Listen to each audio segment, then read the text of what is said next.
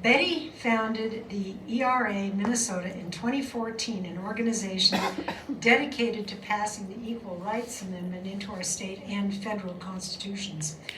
And I heard her speak recently on that subject and thought that she did a great job. So we had a sudden cancellation. I went to Betty. And I'm so delighted that she was free today. Betty earned a BA from Stanford University and a MFA from Wayne State University with a background in sales, marketing, and market research. She co-owned a business and political consulting firm called Strategy Partners. Betty has worked in government at the local, state, and national levels, as Hopkins School Board chair, Vice Chair, as a state representative for 6 years. She and I were there together. That's where I got to know her. And as community representative in the office of Congressman Keith Ellison. The list of her volunteer activities is lengthy and ranges from local to international. And she served on many boards and commissions, one of them being Prison, where she was board chair. I won't say shocked, I was surprised. I had no idea. Among her awards and recognitions is the Minnesota Women's Press Changemaker Award and the Minnesota Women's Summit Committee Women of Distinction Award. In 2022, Betty sat on Keith Ellison's Women's Task Force on Expanding Economic Security that presented a report to the Minnesota Legislature listing 115 needed law changes to improve women's economic status. Last year, she led the successful effort to pass a resolution telling Congress to enact the ERA. The mother of three, the grandmother of three, Betty loves to sing, cook, dance, hike in the woods, and her true passion is the full emancipation of women worldwide. So please welcome Betty Folliard.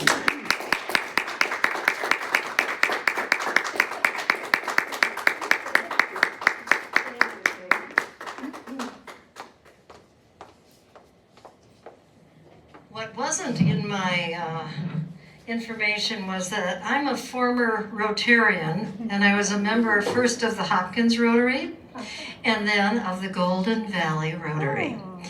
Oh. Hi, I'm Betty Folliard.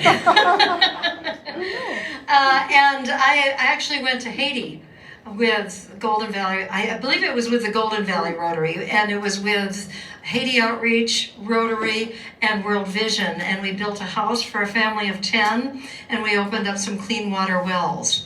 So that was one of my many, many travels overseas. I've done some travels overseas studying the economic status of women in places like Bangladesh and India, in Palestine and Israel, and have worked with Habitat for Humanity, which I assume you still have a connection there, and both locally and in Mozambique. So I've gotten around. Let's talk about the ERA, okay? I'm going to take you all through a romp through history, because when we talk about the Equal Rights Amendment, everybody comes from a different place. Some people go, what's ERA? Is that a laundry detergent? Is that earned run average? What is it? Okay, so a lot of you know what it is, but we have to start with the federal ERA in order to explain where we are with the state ERA. But just know that the main thrust of this year is to get a state ERA into our state constitution. That process is a ballot initiative. It has to be passed by the Minnesota House, the Minnesota Senate, sent out to the state to a general election to be endorsed by the voters. So ERA Minnesota started it in 2014, I'm just looking for the little button I use. I know which one it is, I think. Yeah, see?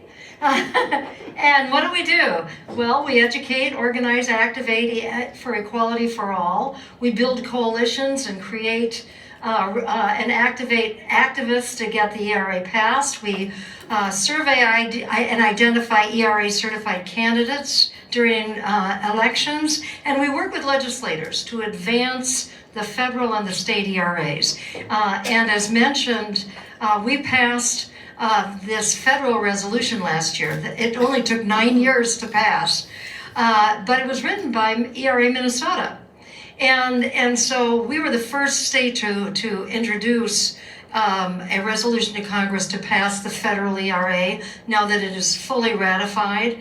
And last year, 5 other states passed it as well. So this is a movement across the country that is happening.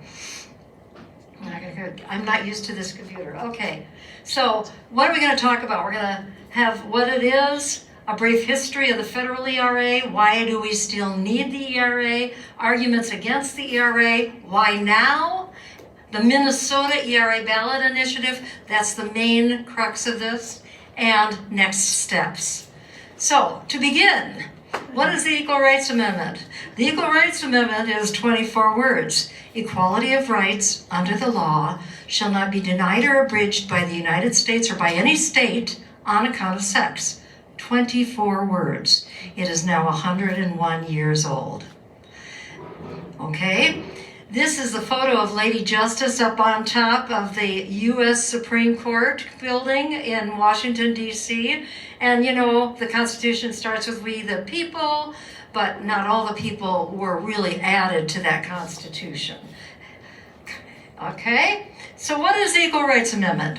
24 words. Equality of rights under the law shall not be denied or abridged by the United States or by any state on account of sex. We're talking about the federal ERA.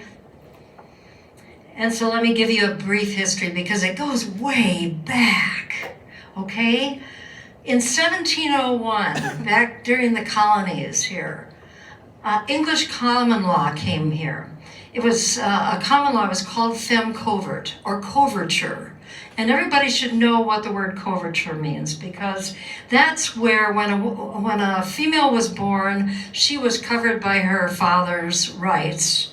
And when she married, she was covered by her husband's rights, and she was not considered a legal citizen. Okay, she didn't have any legal rights, so if you were a single woman or girls, you were dependent for your civil rights on male relatives. And let me just say for a minute, today in the world, there are still 12 classical patriarchies, 12 classical patriarchal countries where this is the law of the land, where this still lives. And then there are others to some degree, and then even in this country, there are pockets of places where there are people who ascribe to this thinking. So in 1787, you're going to find I'm going to be leaping through history about 50 years at a time, okay? That's how fast we're going to go through this. But the founders to the U.S. Constitution forgot the women. And it was Abigail Adams, as John Adams was riding off to write the Constitution with his buddies, who said, remember the ladies. Remember the ladies, and he forgot. And so we leap forward, and there we have in 1848. This was the first women's rights convention that was established in Seneca Falls, New York. And Lucretia Mott and Elizabeth Cady Stanton sat down one day in the summer in Seneca Falls, New York, and said, well, we just have to do a convention, and we have to declare our rights. And so they took 9 days to set up a women's rights convention. 9 days. Think about that. They're out in the boonies. If you've ever been to Seneca Falls, boonies. We were just there. Susanna and I were there in July of last year. We'll talk about that. And there they are, and they say, we're going to do this thing. So they send out the messages by horse and buggy, and 400 people show up in 9 days by horse and buggy. And that's where they wrote down the Declaration of Sentiments the people who signed the Declaration of Sentiments here. The Women's Rights Convention, Seneca Falls, New York, July 14th through 20th, 1848. And they wrote it to proclaim that women declare that all men and women are equal. That was the basis of it. And the whole declaration goes right through, and it says all the reasons why we're not equal, what we don't have. It lists and then it declares this, signed by 68 women, 32 men. One of those men was Frederick Douglass. Some of you know that name. There he is right now. And in the 1860s, well, let me tell you, Frederick Douglass was an abolitionist and a suffragist. And next to him is the very, very famous Susan B. Anthony, abolitionist into suffragist. And she also got arrested for voting back in the 1870s, and she was adjudicated and was fined, I think, $100, which she never paid, just so you know. But I want to point out that Susan B. Anthony and Frederick Douglass were dear friends, and every time that he came to Rochester, New York, he would stay at Susan B. Anthony's house. And right outside of her house in Rochester, New York, across the street, is this beautiful park, and there's a life-size statue of Frederick Douglass and Susan B. Anthony sitting down, having tea, and debating something. And it's just a wonderful, wonderful image. But what happened then is in the 1860s, following the Civil War, the 13th, 14th, 15th Amendments were ratified, giving rights to recently freed male enslaved men. I shouldn't say male men, but there you are. And for the first time in the 14th Amendment, the word male was embedded into our U.S. Constitution. It's male, men, him, etc. But then there was a break between the abolitionists and the suffragists, and it happened around the 15th Amendment, because they were marching forward together, saying we deserve rights, everybody's equal, we should have rights. And when it came right down to it, Congress that was all male was indicating, no, we're not going to do that. We might let the African American men through. And that's what they did. And Frederick Douglass announced that, okay, well, this is the Negro's hour. This is his wording. This is the Negro's hour. It's not the women's hour. And of course, that created a wrenching tear between the suffragists and the abolitionists. And some terrible words were said at that point. Some real racist language was used. And all I can say is that, we bow to history and we're not bound by it. That our founding mothers were great women. They were great women. And like you and me, they were fallible. They all made their mistakes one at a time too, just like us. And so we fast forward another 50 years. Here we are, marching. We're marching. We just kept on marching. And this is a wonderful picture of a march in 1913, the suffrage march in New York. And it became a very, very long march for us until finally we got the vote.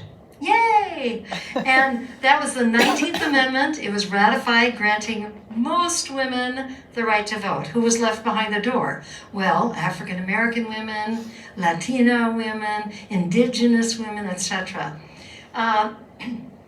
And so we gained the vote, but it didn't get us where we needed to go because we thought, oh, we'll get the vote and then, our rights will just fall into place. And that didn't happen. So that is when the names Alice Paul and Crystal Eastman might ring a bell in your ears. They sat down to write the Equal Rights Amendment. It was a little different language than today. It got changed in 1943, but it was the equality of rights language. And Crystal Eastman, by the way, who's over on your right, Crystal Eastman was a co-founder of the ACLU. But the ACLU took another 2 or 3 decades before they supported the Equal Rights Amendment. So this was not easy. But so it was introduced first at the First Presbyterian Church in Seneca Falls, New York, and it was introduced in Congress in 1923 by a gentleman by the name of Daniel Reed Anthony Jr. And that's significant because he was the nephew of Susan B. Anthony, who is now long dead. So more marching. So we marched for another 50 years. Yay! And the Equal Rights Amendment was it was proposed in every single Congress from 1923 to 1972, till it was finally passed overwhelmingly by both houses of Congress. But in order to get that overwhelming support, they had to put an arbitrary deadline on it that only gave women's rights 7 years to pass. And that was problematic. We got 35 states in that 7 years, but we didn't quite get to where we needed to get to. So it was finally approved. We got we're out in the states and we're doing this thing. And Congress decided, okay, we'll give women 3 more years to get women's rights. So they give us 3 more years. And this is a wonderful picture next. This is Jimmy Carter, and you can see Rosalind Carter there too.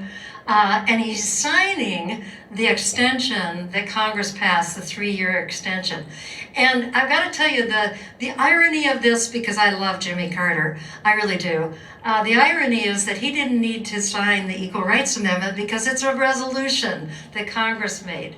And you don't sign resolutions. But the closer we get to getting the Equal Rights Amendment, the more people want to touch it.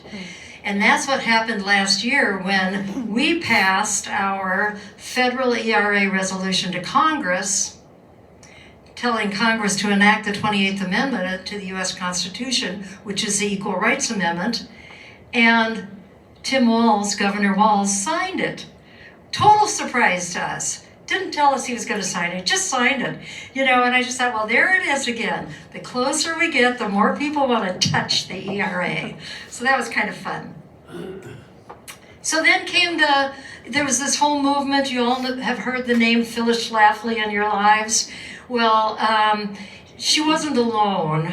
She had a lot of support by big business, by particularly the insurance industry, the banking industry. You think of all the ways that women have been overcharged for things like, driving, getting auto insurance and things over the years because of our being the gentler sex or whatever it is.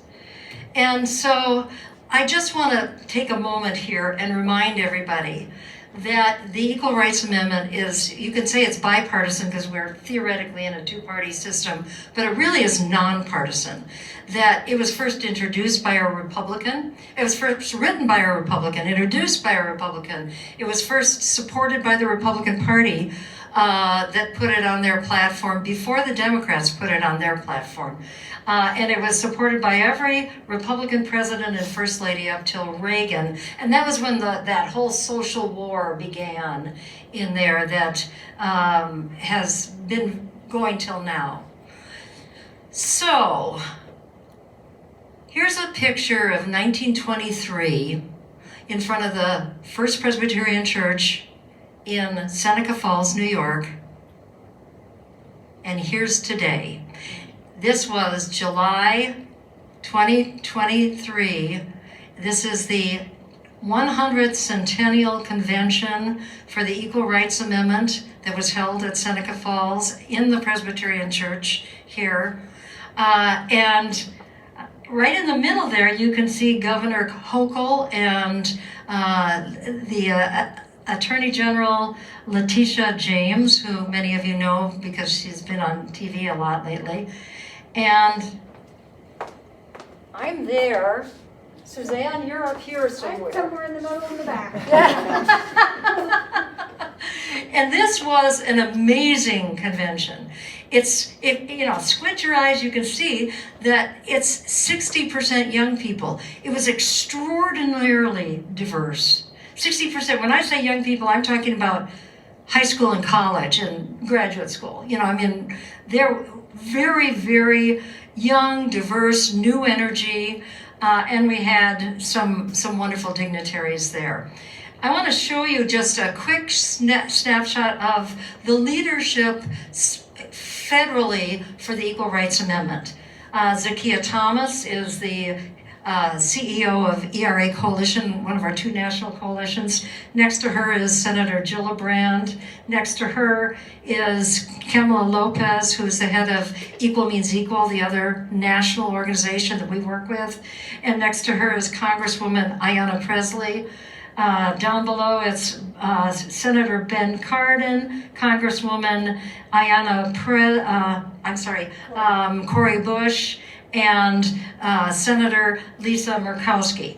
It's bipartisan, it's very diverse, and our two congresswomen, Cori Bush and Ayanna Pressley, have last year put together the first ever ERA caucus in Congress, and within 3 months it became one of the three largest caucuses in Congress.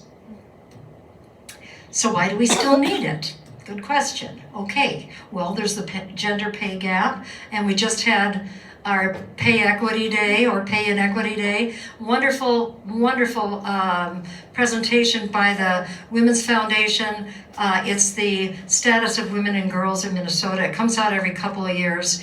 That just came out, and I recommend it to you if you are interested in learning more. So sexual harassment and discrimination in the workforce, sexual violence, unequal health care, the COVID pandemic you probably read about set women back, and overturning Roe v. Wade.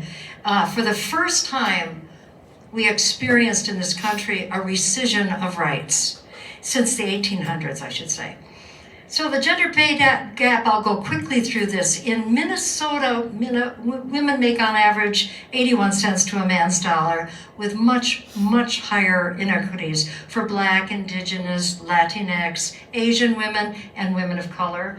2/3 of minimum wage earners are women, 2/3 of tipped workers are women, and the rate of US seniors who live in poverty is 2/3 higher for women than men. And unequal pay and workforce sexual harassment are strongly linked. So sexual harassment, women make up 47% of the workforce today. 52% of young women experience sexual harassment in the workforce. And I'll just continue on here. Nationwide, when we talk about sexual violence, 81% of women and 43% of men report experiencing some form of sexual violence or harassment or assault in their lifetime. And 1 in 4 women will be raped in this country. Let that set in. And less than 1% of rapes lead to felony convictions. So, you can talk about the discrepancies for Black women and American Indian women when it comes to pregnancy and dying of pregnancy complications, etc. It's very, very stark. So the arguments against the ERA, 14th Amendment, they say that covers us, but it doesn't, and there's quotes on that, but particularly Justice Antonin Scalia when he said, certainly the Constitution does not require discrimination on the basis of sex. The only issue is whether it prohibits it. It doesn't. So argument number 2, that we have protective laws, but laws are only as strong as the constitutional language behind them. And that's very, very important. An Equal Rights Amendment will give the same scrutiny to sex discrimination in the Constitution as race, religion, and national origin have today. And thirdly, the ERA could expand abortion rights, people say, but it's never expanded abortion rights. It's only protected existing rights, okay? So state ERAs have protected these existing rights, and some are now going back and adding reproductive rights. We're going to be talking about doing both at the same time. So, and the fourth argument is women in the military. Well, women are 16% of the military now, and the only difference is they're not paid as much. So why the ERA now? Well, here's a picture of all the states who have ratified, okay? So the 35 states that ratified before 1982, then the 3 yellows are the 3 states that have ratified in the last 7 years, 8 years. Nevada, Illinois, and Virginia, and that got us to 38 states. That's what was required by the Constitution to be the next constitutional amendment. Basically, the U.S. is out of step with about 187 other countries in the world because we don't have an ERA. And I won't get into CEDAW. We can talk about that another time. But federal ERA action, next steps. Well, this is really at the door of President Biden. All he has to do is pick up the phone and call his archivist and tell her to publish it, and then it becomes official. But he hasn't done that. It was stopped by a Trump Barr Administration, Department of Justice, Office of Legal Counsel memo. A memo stopped it 2 weeks before Virginia became the last state to pass it. And the problem there is that the Biden administration has not removed that memo. So you can write to him and say, get it done. So the status of the ERA bill, I want to call to your attention on the table, those little green, dark green cards have the language of the new ERA. This is a combination of, it's the Equal Rights Amendment expanded to include all articulately, to include all specifically, and to very specifically name reproductive rights as part of an essential part of equal rights. So right now, 27 states have equal rights amendments. They're the dark ones, and the yellow ones, they have limited ERA provisions, or they might have some things to make them watered down. But 27 states have an ERA, and the light blue are the states right now who are working on a state ERA, and of course that's Minnesota. So what does it say? It says all persons shall be guaranteed equal rights under the law, under the laws of this state. That is the strongest equal rights sentence that I have seen in this country. It mainly when we've had equal rights written into the Constitution, they've been in the negative. That is a positive, saying all persons shall be guaranteed equal rights under the laws of this state. The state shall not discriminate against any person in intent or effect on account of race, color, national origin, ancestry, disability, or sex, including but not limited to pregnancy, pregnancy outcomes and reproductive freedom, gender identity and gender expression, or sexual orientation. And there it is listed. I just listed it out to make it a little bit easier to digest. And here's just another picture of it for people like to read it different ways, and so I put it 3 ways. But why do we still need this? Why are we doing this? Well, because we've never had it. The Minnesota Constitution is 167 years old. It was written the same year as the Dred Scott decision. Some of you might know the Dred Scott decision, and Dred Scott actually lived in Minnesota, so we have a piece of that. That basically said that once enslaved, always enslaved. Doesn't matter if you went up north, you're still a slave. And that was, a really dark part of our history, but that was the year that the Minnesota Constitution was written, and it doesn't have an equal rights clause in it. So we want to embed Minnesota values into our Constitution because discrimination is not a Minnesota value. To make clear that in Minnesota, freedom and equality of rights are non-negotiable. To protect rights currently in law from being rescinded by future legislatures and courts, and to catch up with 27, soon to be 28, that's New York, who's going to has it on their ballot this year, states that already have ERAs. Minnesota is unexceptional when it comes to equality. And that's not how we like to think of ourselves, right? So it's already, this is not new language, folks. This is language that is already in statute. It's already in statute. We're not reinventing the wheel here. We're just putting in the Constitution so that it sticks and it doesn't go away, because we're seeing nationwide rights being rescinded further and further. So here's a quick snapshot of our wildly successful Day 1 for ERA rally at the Minnesota Capitol on February 12th of this year. Here we are again, just great pictures I had to share. Our fabulous chief authors here are Representative Kali Hur on the left, your left, yes, and Senator Mary Kunesh. So next steps, what are we going to do about it? Well, we just have enough time to, your battery is low, but I think we'll get it through. I can't close that, that's okay. So we invite you to, you can sign up over there if you're interested in getting more information. If you'd like to receive our newsletter to know what actions are happening right now at the Capitol, you can become a member, you can donate. We welcome donations, obviously.